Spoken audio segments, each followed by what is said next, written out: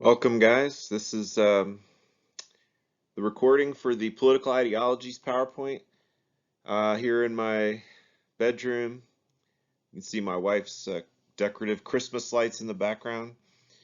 Um, so I have to do this one solo. You won't hear Mr. Davila, so you have to put up with me. So I'll try to get through this as quickly as possible, but this is an important topic, understanding different political ideologies that exist in the world, and so I'm going to talk about those things. Let's move right into it. First, we have this slide. It's kind of funny, I guess.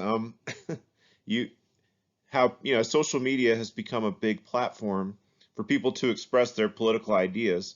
I know most of you guys aren't really probably into Facebook, and I don't have a Facebook either. But people do post a lot of political stuff, but it probably doesn't really change anyone's mind.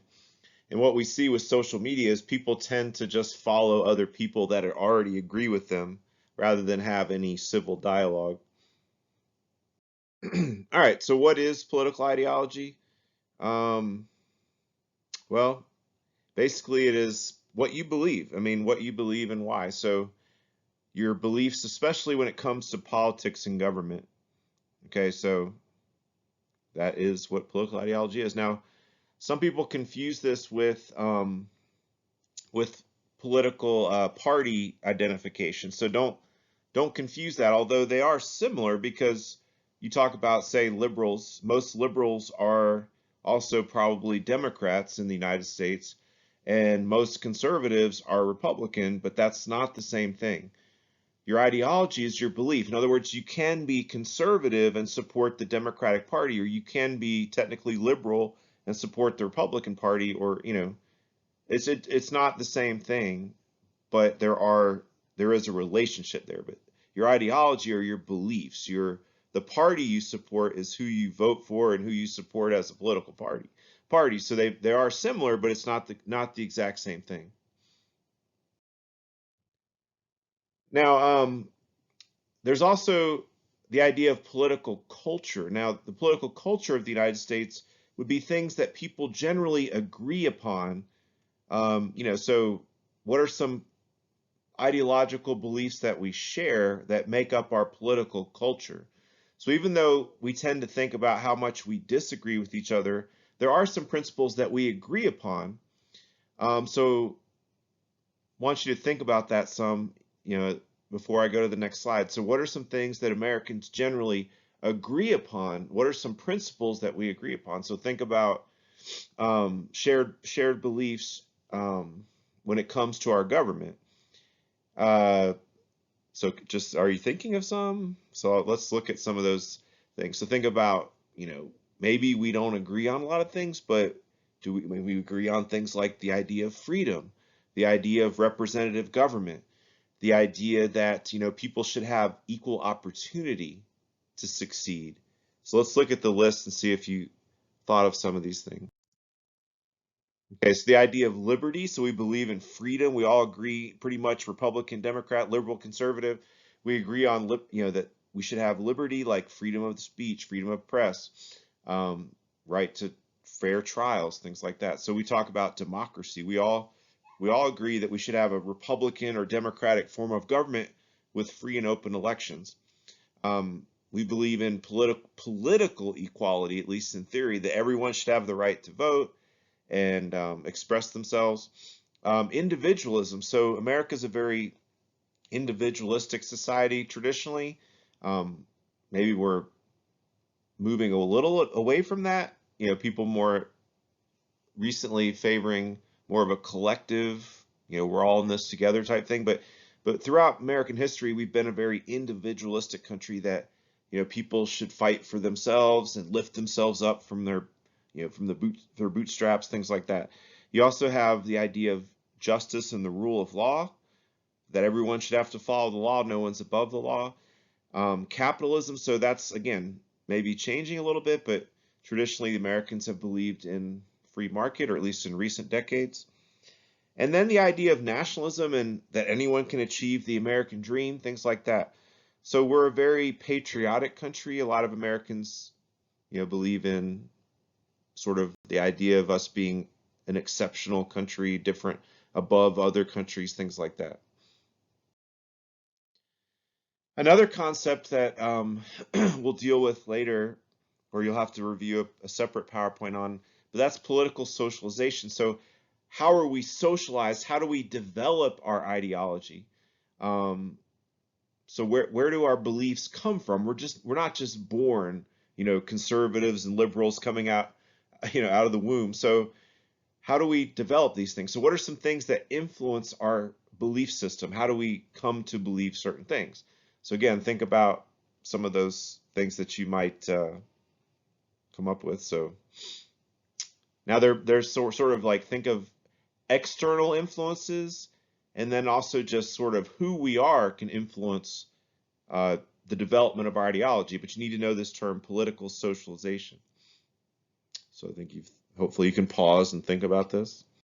But here's some factors factors of political socialization. So we have, of course, especially in your younger years, you're heavily influenced by your family, right? So they kind of get their hands on you first, your parents, and just observing what happens within your family and comments that are made around the dinner table and things like that. You can also be influenced by your peers, your friends, your coworkers, so forth. But then sort of who you are, like your race, your religion, your gender, those things are going to affect your ideology and how you view certain things as well. Your socioeconomic status, even what region, so even what region you come from. The Southern culture is a little more conservative, whereas like, say, the Western states maybe have a little more liberal ideology. Media can influence you, but again, a lot of times that media is more of a reinforcer of our ideology, because especially with more options in recent years, with 24-hour cable news and with internet, we tend to go to social media sites and so forth that already agree with our ideology, so it sort of reinforces that.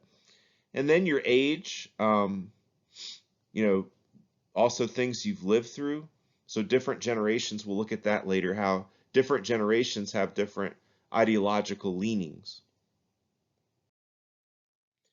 Some basic questions that we answer differently based on our ideology. So are humans naturally good, or are humans naturally evil? That can affect your views on how government should behave, right?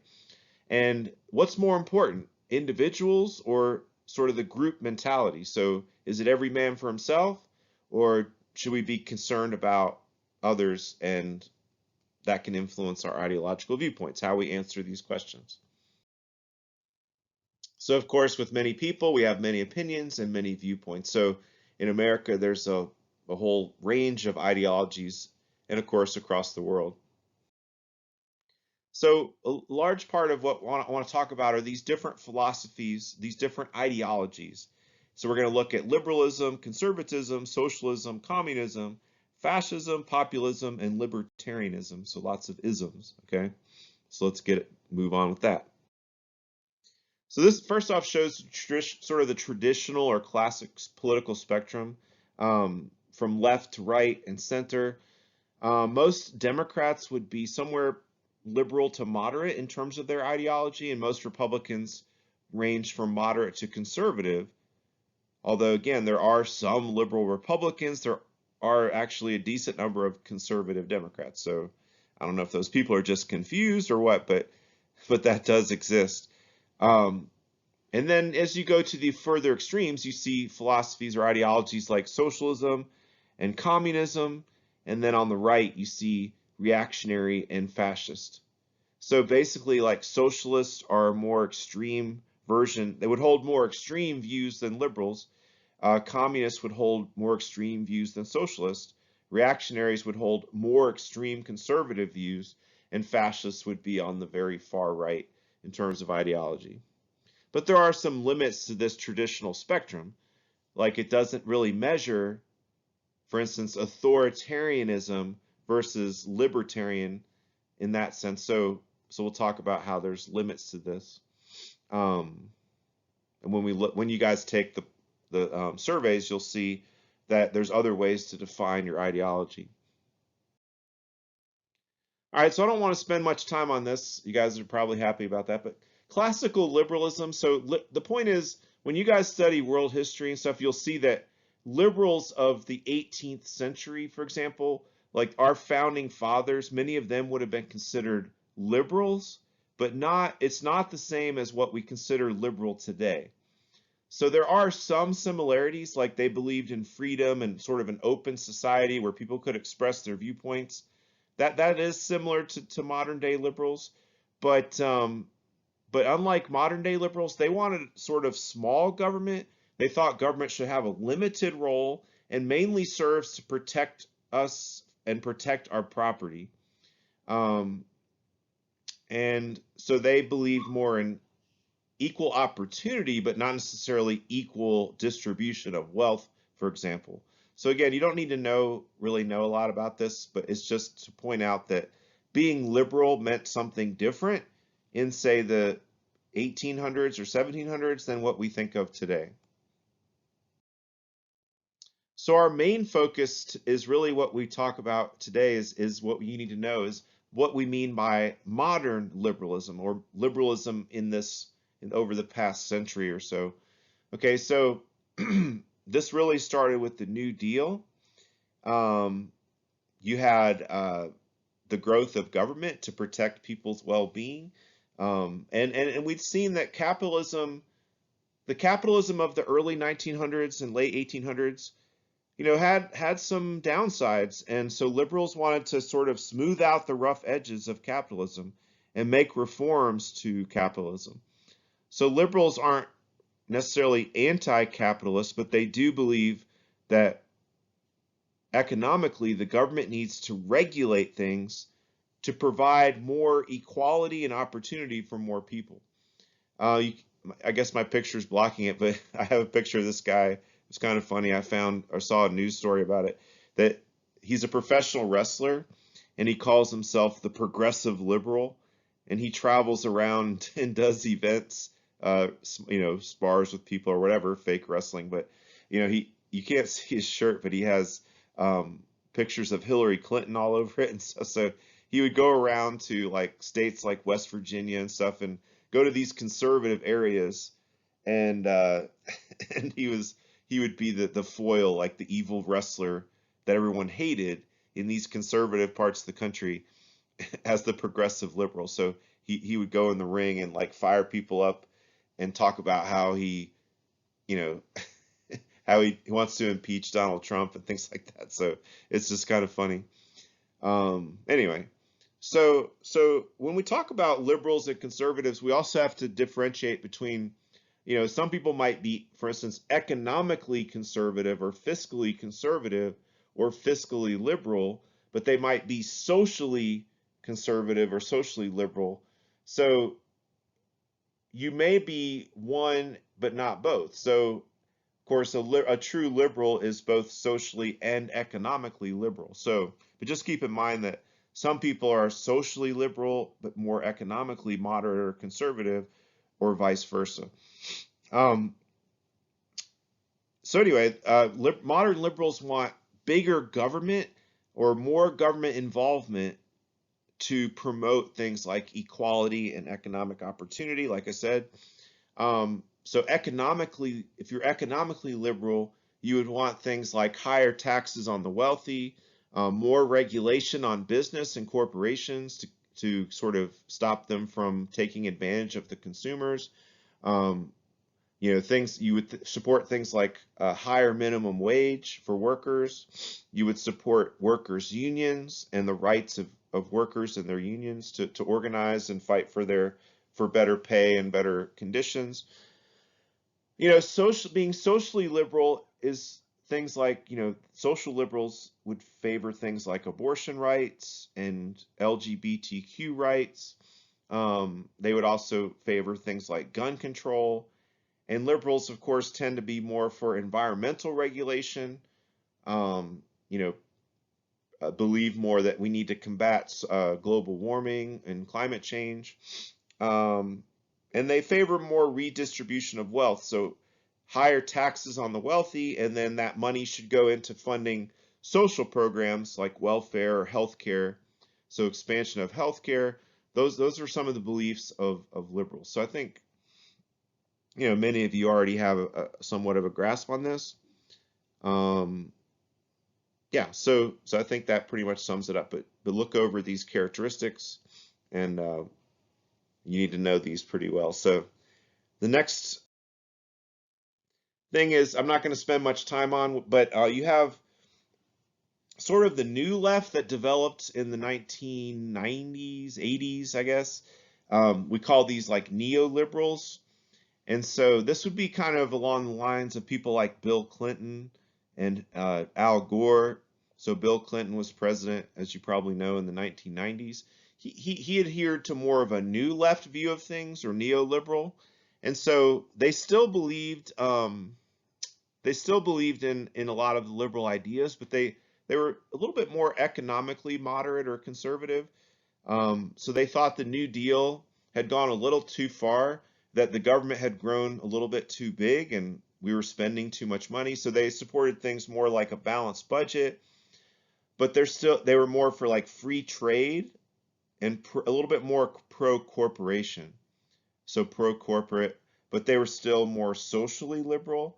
So again, you don't really know a whole lot about this, but just be aware that there was this movement of neoliberalism, but a lot of people today have moved, I think, more liberal rather than more conservative. So this movement has somewhat diminished.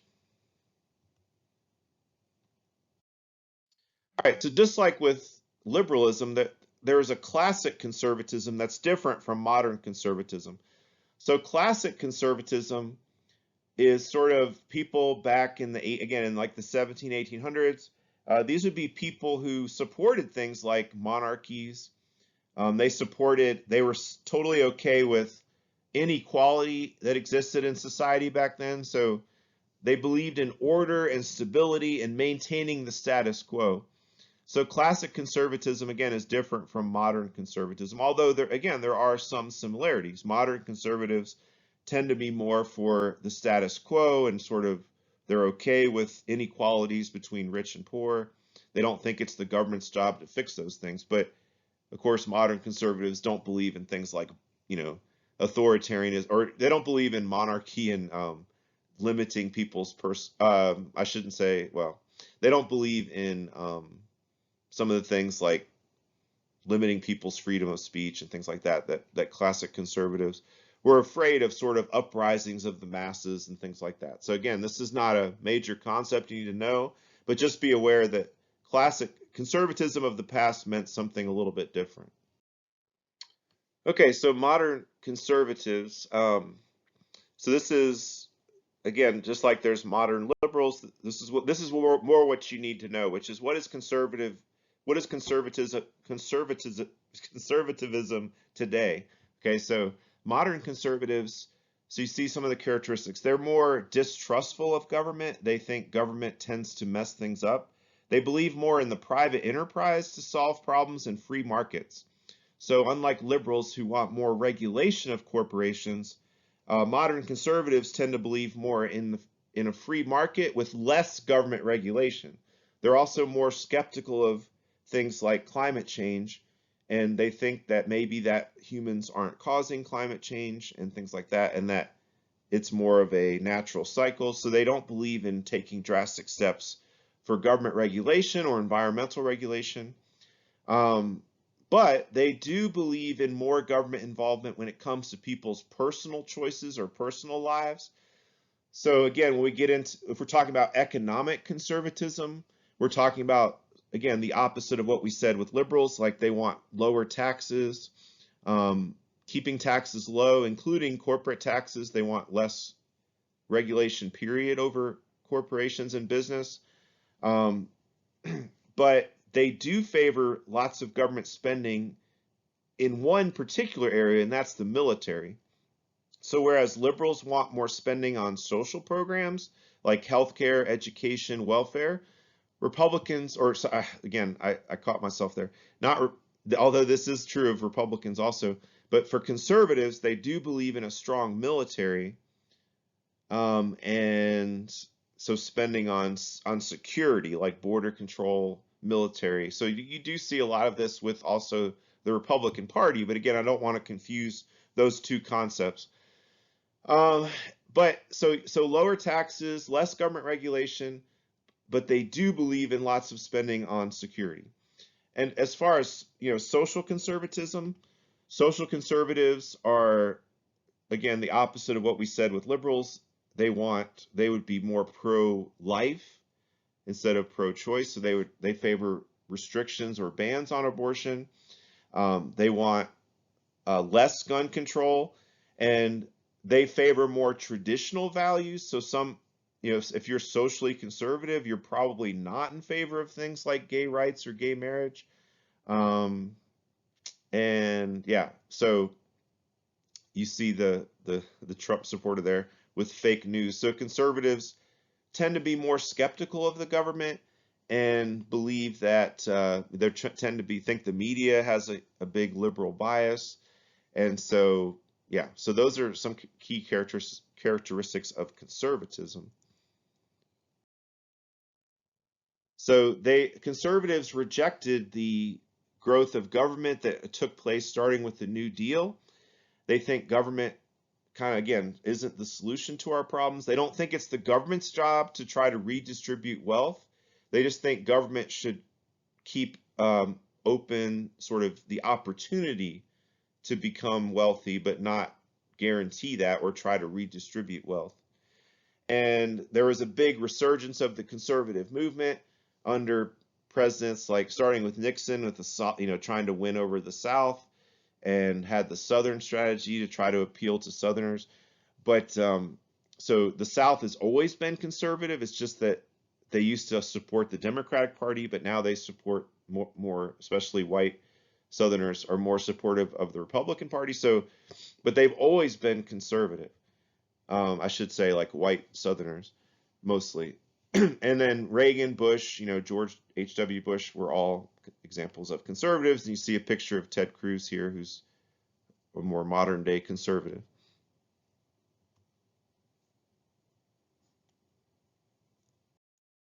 All right, but just like with the liberals, you also have sort of a new right movement. So some people have taken a more extreme view of conservatism. You had societies like the John Birch Society. You can look that up if you want to, but there's three types of neoconservatives. They can be foreign policy neocons, or as we call them, social neocons or economic neoconservatives. Again, this is not of major importance. It's more important you understand the difference between modern liberals and modern conservatives. But like George Bush, and you see him by his side, you see Donald Rumsfeld and Dick Cheney, who was his vice president. Donald Rumsfeld was his Secretary of Defense. Those guys were definitely in this category of foreign policy neocons. So they were skeptical of things like the United Nations. They thought the United States should use its military power to like spread democracy. So they got us into this long war in Iraq and Afghanistan, where the goal was to like set up, Western democracies in those countries. So sort of spread democratic values or democracy. Um, you also have social neocons, sometimes groups like the religious right. So religious conservatives who are very much focused on things like promoting school prayer, stopping abortions, and they feel like, the LGBTQ lifestyle is a threat to our moral values of our society. And then you have economic neocons who sort of like the Tea Party movement in recent years, and they want to cut taxes and cut government involvement, as much as possible, and want extreme like free market economy. And this chart I found just will maybe help you again put it into perspective. Sort of some of the key differences between modern liberals and modern conservatives. So putting it this is like a poster, I guess, but so you have liberals want stronger national government. Conservatives tend to want to shift more power to state and local governments on certain issues. Liberals are more in favor of social welfare and healthcare and things like that. Conservatives want more individual responsibility and more private sector control. Liberals want more regulation on business. Conservatives want fewer regulations. Liberals want the government to look out for more of the lower and middle class people, and conservatives tend to support policies that are more for the upper class and business.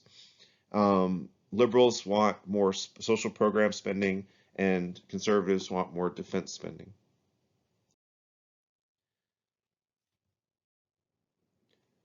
All right, so now we get to socialism. Socialism is a philosophy or ideology that believes that basically that government should exist to help the people, to provide for its people, and therefore they envision the government sort of running the economy for the most part, owning especially the means of production. So the big industries like the energy industry, the healthcare industry, should all be sort of controlled by the government so that they can make sure that those industries exist to benefit the people and help the people. Um, they strive for more, excuse me, of an equal society. Bring about more equality to blur the differences between rich and poor, even more so than someone who believes in a liberal philosophy. So socialism is more sort of a more extreme form of liberalism. You know, if liberalism is like Diet Coke, then socialism is more like full on, Coke. So it's Coca-Cola, no diet. It's the more extreme version, right? So again, these are hard to explain because socialism, as we see it today, you have, as you see at the bottom, like Bernie Sanders and a lot of European countries favor a democratic socialism. A lot of older Americans have negative attitudes towards socialism because they think of socialism like China, in the past, or the old Soviet Union, which were communists. But socialism is not the same as communism. So in a socialist system, you have lots of social welfare, but there's still going to be, private ownership of businesses. The government doesn't control everything. It's just that, and the reality is, in countries today that we would consider socialist, like say the Scandinavian countries like Sweden or Norway or Denmark, those are democratic socialist countries, but they have a very high standard of living, and the people are very, for the most part, have one of the best ways of, they have some of the best living conditions in the world. So a lot of older Americans especially think of socialism and they think of like failed systems and all this stuff. But anyway, so socialists would want to redistribute wealth to blur the differences, make sure nobody lives in poverty, that everyone's basic needs are taken care of, but they don't necessarily strive to create a complete equal social status like you would with communism. So that's where the welfare state comes in. They believe the government should provide basic needs like healthcare, education, childcare, that stuff should be paid for by the government and by the taxpayers. You'd probably see higher taxes on the wealthy, higher taxes on corporations, and you'd see corporations would be heavily regulated. So there are still private businesses perhaps, but they would be heavily regulated by the government to make sure they're serving the interests of the people, and especially that they're taking care of their workers. That, so a socialist believes workers should be highly valued and they should be well paid and protected under the economic system. All right, so socialism again wants more equality, and of course on social issues they would probably also be similar to liberals. So like you'd have access to abortion and equal rights for all people and things like that. So socialists would agree with liberals on a lot of those social issues also. Okay, so let's go to the next one. Well, this is just more stuff about socialism. So again, how socialism is actually carried out has been something that's different for different countries. socialism in, say, Venezuela is much different from socialism in, say, Sweden or something. So, like in Venezuela, that's more of an authoritarian socialism. So you hear people like Donald Trump really trashing socialism and saying, we're never going to let America be a socialist country. The reality is, the United States, we already have a lot of socialism mixed into our system. So, if people say in the United States that we don't want socialism, really our country, we have what's called a mixed economy. So it's already a mixture between capitalism and socialism. We have many aspects of socialism, things like Social Security, making sure the elderly have money when they retire and don't live in poverty. Having things like Medicare, health care for the elderly, having just the fact that we have public education, or the Hope Scholarship, things like that are really sort of a form of socialism. So you're taking from one group to support the welfare of the society as a whole. Okay. So the furthest left on the spectrum, traditional spectrum, you'd have the ideology of communism. Communism, it says, is basically seeking to have a society without any social class distinctions, without any economic distinctions. The reality is communism, comes from the philosophy of Karl Marx and Friedrich Engels, who wrote the Communist Manifesto back in the late 1800s. They saw what they thought was the evils of capitalism, that under capitalism workers were exploited. They did all the hard work and put in all the, they gave their blood, sweat, and tears, and it was the capitalists, just a very few rich people, who benefited from all that work. And they thought that wasn't right. They thought the workers would eventually revolt against the capitalists. The proletariat would rise up and take over. But what Marx thought would happen is, he said temporarily you would need an authoritarian government to sort of redistribute the wealth and, take over the industries and things like that, but that eventually the workers would take everything over and run it themselves. And so you'd have this society where everyone is equal, everyone shares in the wealth, right? There are no rich and poor. So it's a very extreme, I guess, viewpoint, or a very radical viewpoint, and it's never really been carried out in reality, right? There are still people who believe in communism, but there's never been a true communist society on a large scale. Maybe in small communes, people back in the 60s would move out, and form, create their own communes and set up, a local community or something. That has happened, but not at the state level, right? So, but the theory is fairly simple, that everyone is equal. So there would be no class distinctions. The government would provide for everyone's needs. Everyone would think about like a commune or communal society where everyone would take care of everyone else. You do what you can to contribute, and you take what you need to live and survive and so forth. So again, this still remains mostly theoretical.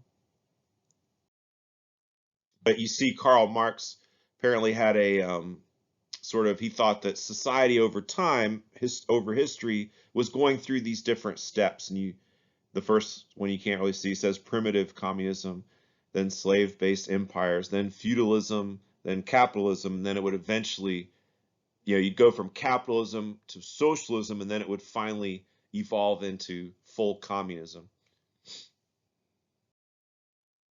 All right, on the opposite extreme, on the far right, you have the ideology of fascism. And fascism is still around. There are people who are still fascists, and we still have like neo-Nazis, unfortunately, and groups like that, hyper-nationalist movements. But fascism would be a very rigid philosophy, a very rigid ideology. The belief there, so you see people like Hitler and Mussolini, were the only real fascist leaders that really took over a country, although there are some leaders today who are pretty close to that.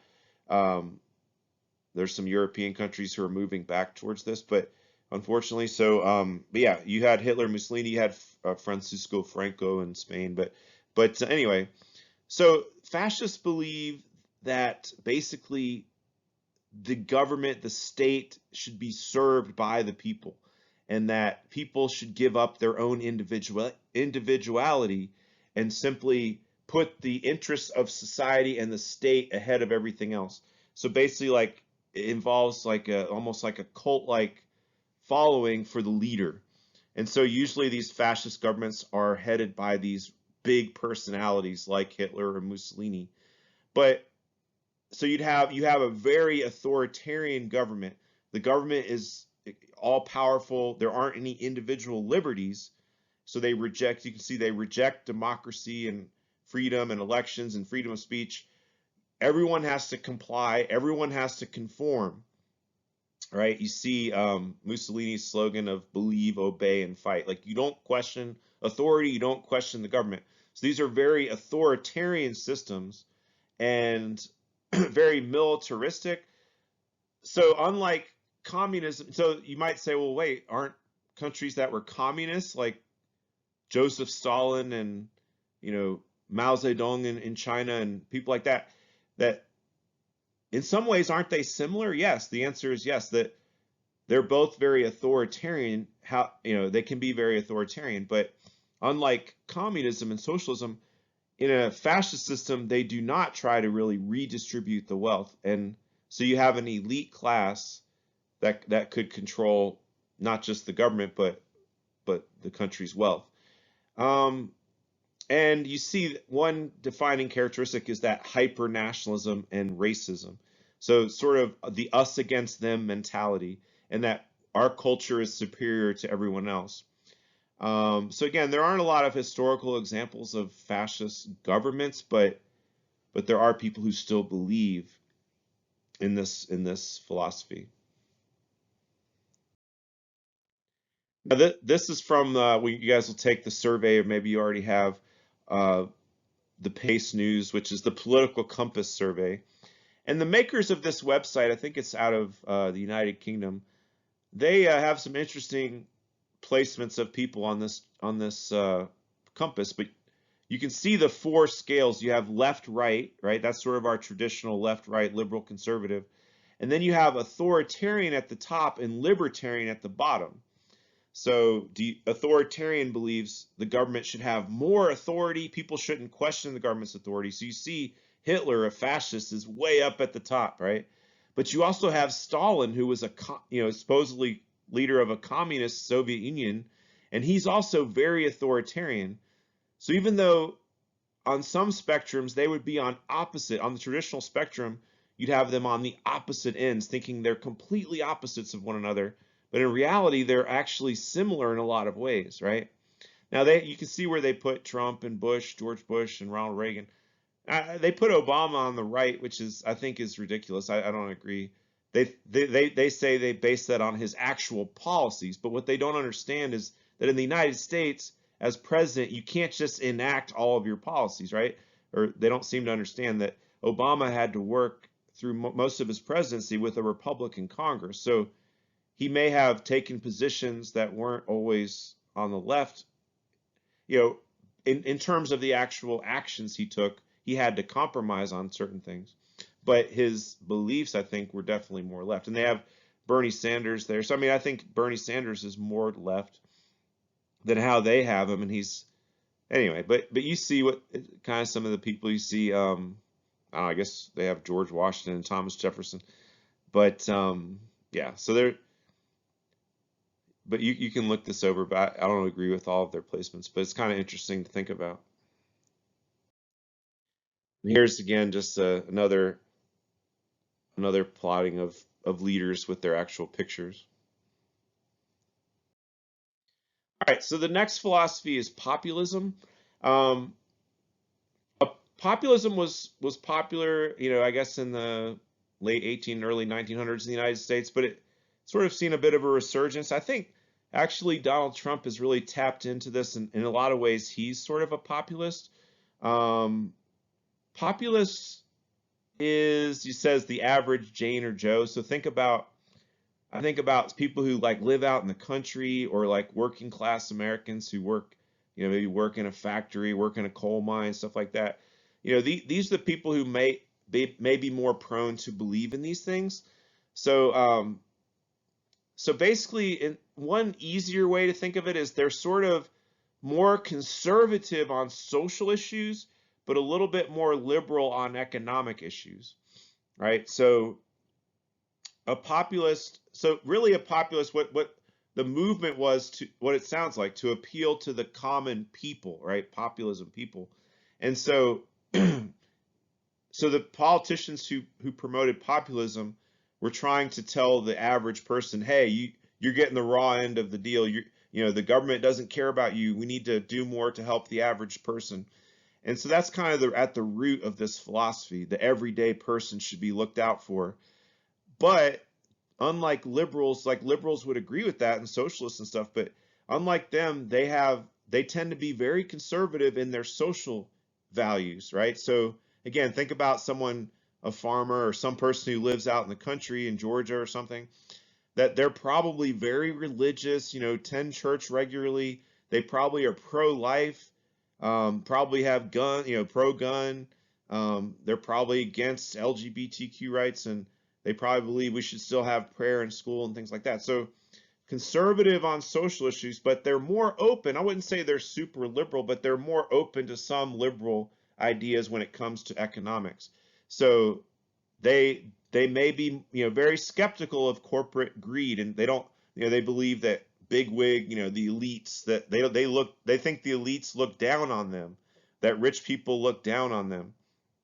And so that's where they would kind of be different from conservatives. They would be okay with regulations on corporations, raising the minimum wage, perhaps, supporting unions and the rights of unions, supporting things like farming subsidies. Those are liberal economic stances, right? But it's all to help the common person against the big powerful elites, all right? So populism, again, it's a little oversimplification, but more liberal on economic issues and more conservative on social issues.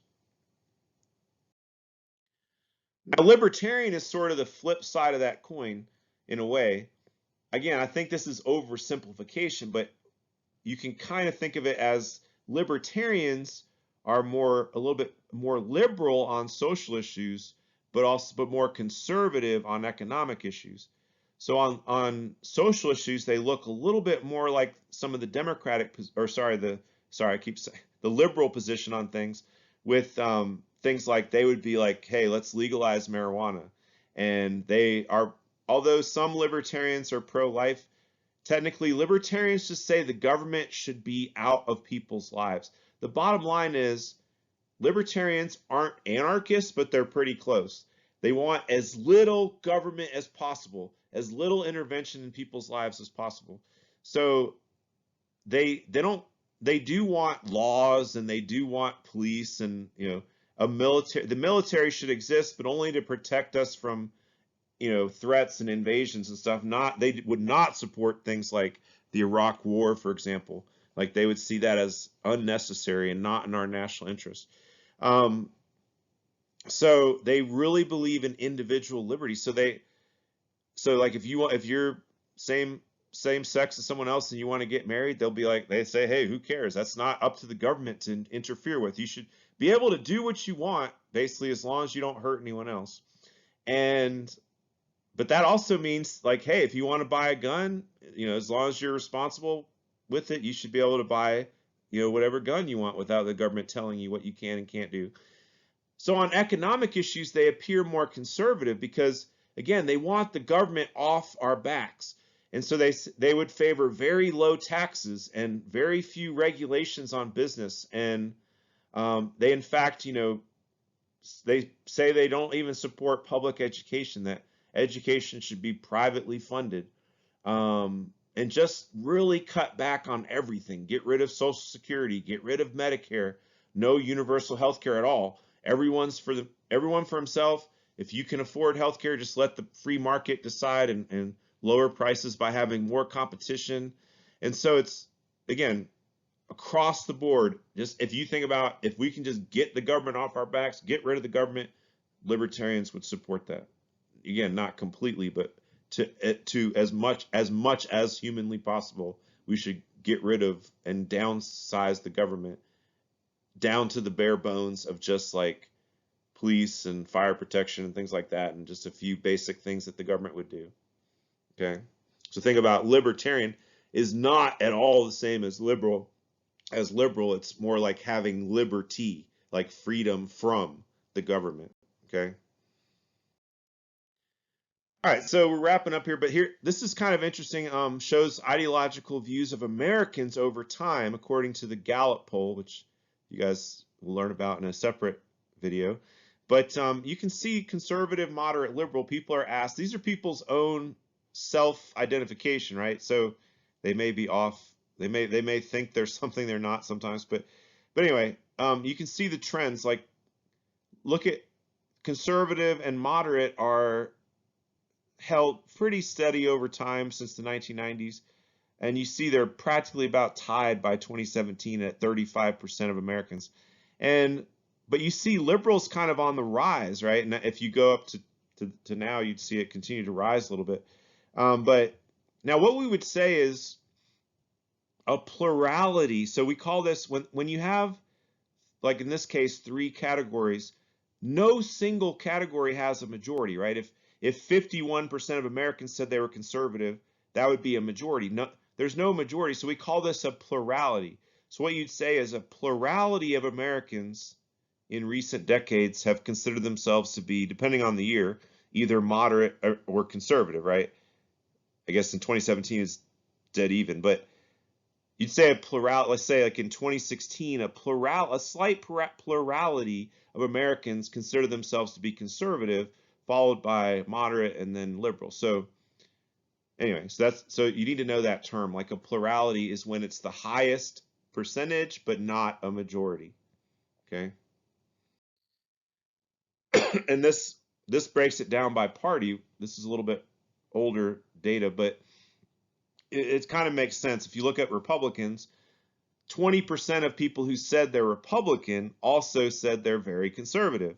51% of Republicans said they were conservative, 23% moderate, 3% liberal, and 1% very liberal, which again, these people, I think maybe are just confused or troubled, I don't know. But very liberal Republicans is just a very small percentage. Independent, as you would imagine, people who don't identify with either party are the plurality, 41%, are moderate, which makes sense. They're kind of in between. They don't really see, we didn't really talk much about moderate, but I mean, moderates are in between. They don't favor, they think liberals are too far left and conservatives are too far right. They're just right there in the center. So, but yeah, so you see independents are more likely to be moderate. And Democrats, you see again, some are maybe confused. There's 4% that are very conservative. But yeah, Democrats are either mostly, plurality or a majority are either moderate or liberal, right? So, but it makes sense that more Democrats say they're liberal and more Republicans say they're conservative. So again, the terms are related, they're just not the same. And then again, if you look at Republicans over time, as you would guess, a majority say they're conservative, and then 25% moderate and only 5% liberal. And then again, as you might imagine, the majority, almost a majority of Democrats, Americans who are Democrats, say they are now liberal. In fact, I think if you forward this again to 2020, I think it's now a clear majority that would say they're liberal. And that's grown. So it's interesting how much that's grown over the past 20 years.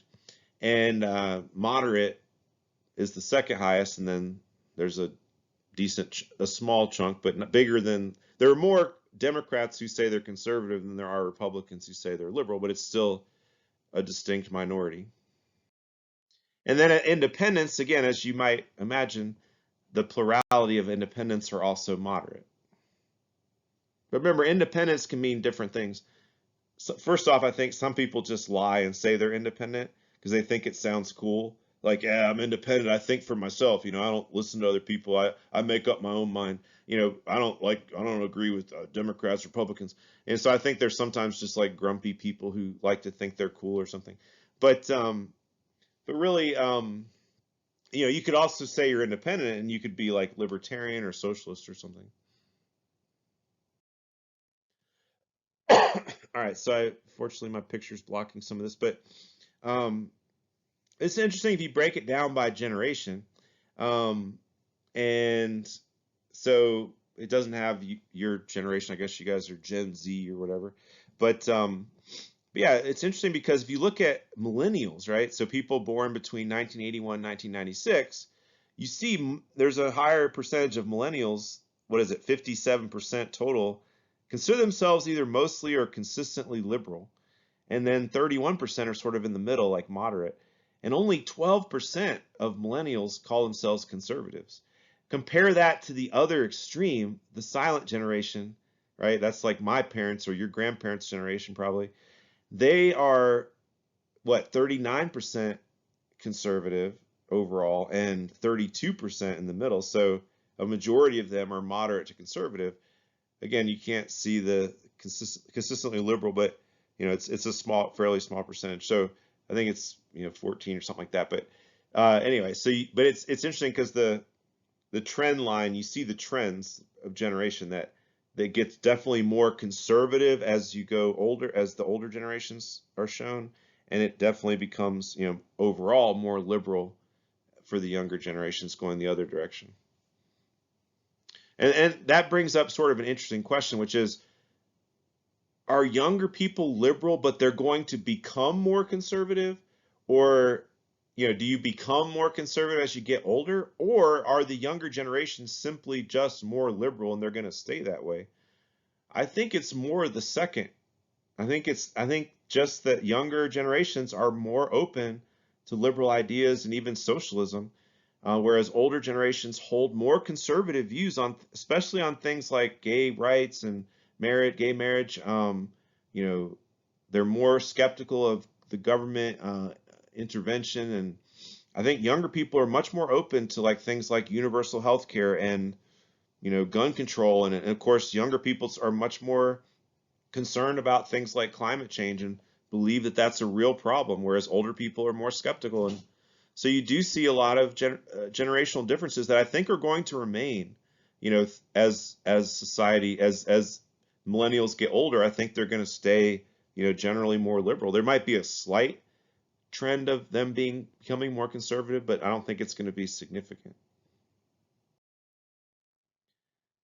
And again, this shows this little bit older data, but again, that younger people in 2011 were evenly split between liberal and conservative, whereas you look at the older generation at that time, and it was a clear conservative leaning, 49% to only 16% who said they were liberal. And last few slides here, just you can look at, but I'm not going to talk much about, but other political spectrums that are out there. So this is I think one of the surveys you guys have a choice to take. And this sort of flips the political compass. They have libertarian at the top and sort of authoritarian big government at the bottom, and then right, left, centrist. So this is, more, I guess, just sort of like the traditional spectrum, but I'm not sure why it just says more of a fan appearance to it, I guess. I'm not really sure how this is different from a straight line, but I mean, it's not significantly different. This one kind of shows that some people would say as you get to the more extremes of ideology that people start to actually become more alike again. That would be true with, like I said, people like Stalin versus Hitler, that although they were technically opposites in many ways, they're also actually both very extreme, and they're both very authoritarian.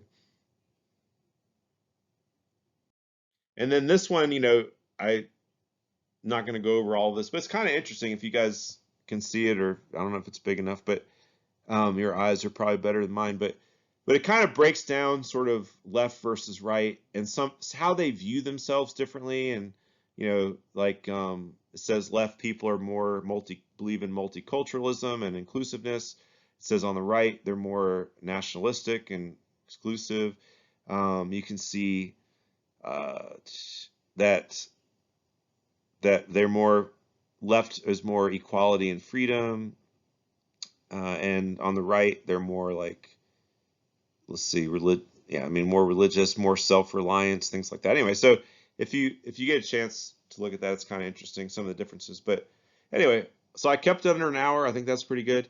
Um, don't tell Mr. Davila, but if he was in here, it'd probably go a little longer because he would talk a lot more about some of these things. But hopefully you got the basic gist of it, and learned something, and I hope you enjoyed it. So, all right, have a good night, or see you guys later.